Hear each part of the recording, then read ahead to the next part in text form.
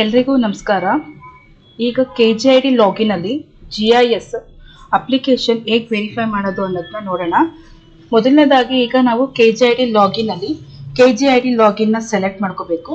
English ಬೇಕಾದ್ರೆ English select ಮಾಡ್ಕೋಬಹುದು, ಕನ್ನಡ ಬೇಕಾದ್ರೆ ಕನ್ನಡ ಲ್ಯಾಂಗ್ವೇಜ್ ನ ಸೆಲೆಕ್ಟ್ ಮಾಡಿ KGID ಲಾಗಿನ್ ಕ್ಲಿಕ್ ಮಾಡಿ DDO ಅವ್ರದ್ದು KGID ನಂಬರ್ ಏನಿದೆ ಅದನ್ನ ಎಂಟರ್ ಮಾಡಬೇಕು. ಎಂಟರ್ ಮಾಡಿದ್ಮೇಲೆ ಮೊಬೈಲ್ ನಂಬರು ರಿಜಿಸ್ಟರ್ ಆಗಿರೋ ಮೊಬೈಲ್ ನಂಬರ್ಗೆ ಆಟೋಮೆಟಿಕ್ ಆಗಿ OTP ಹೋಗುತ್ತೆ. ಆ ಬಂದಿರೋ OTP ನ ನಾವು ಇಲ್ಲಿ ಎಂಟರ್ ಮಾಡಬೇಕು.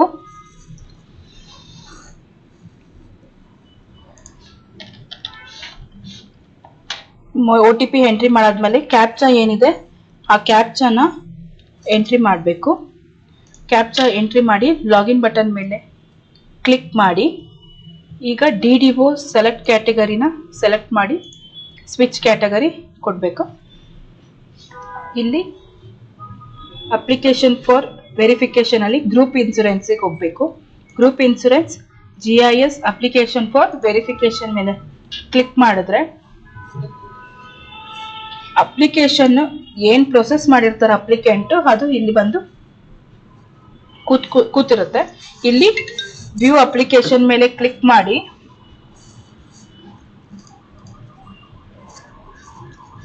ಇಲ್ಲಿ ವರ್ಕ್ ಫ್ಲೋ ನೋಡಬಹುದು. ಅಪ್ಲಿಕೆಂಟ್ ಇಂದ DDOಗೆ ಬಂದಿದೆ ಅದು.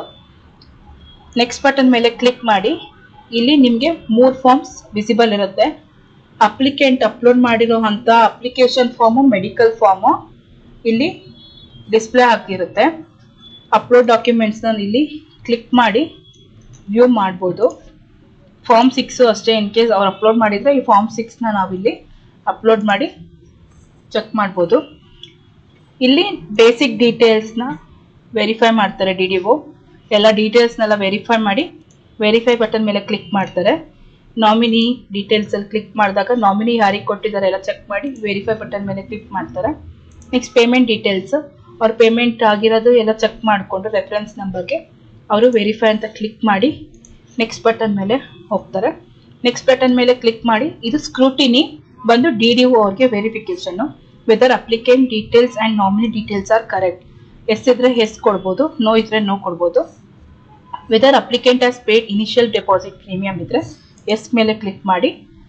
Weather applicant sign proposal form and nominee form, application ಅಲ್ಲಿ ಅವ್ರು ಅಪ್ಲೋಡ್ ಮಾಡಿರೋಂಥ ಡಾಕ್ಯುಮೆಂಟ್ ಅಲ್ಲಿ ಅವರು ಸೈನ್ ಮಾಡಿದಾರ, ನಾಮಿನಿ ಫಾರ್ಮ್ ಕರೆಕ್ಟ್ ಆಗಿದೆಯಾ ಅಂತ ನೋಡಿ ಎಸ್ ಕರೆಕ್ಟ್ ಆಗಿದ್ರೆ ಕರೆಕ್ಟ್ ಎಸ್ ಅಂತ ಕ್ಲಿಕ್ ಮಾಡಿ.